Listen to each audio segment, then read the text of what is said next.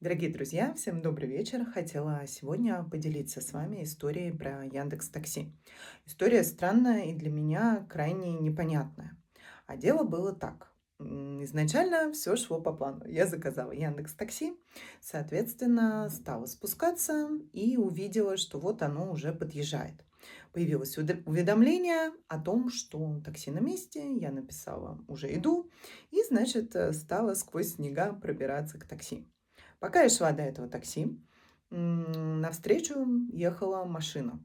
И таксист стал пытаться как-то с ней разъехаться и поехал вперед.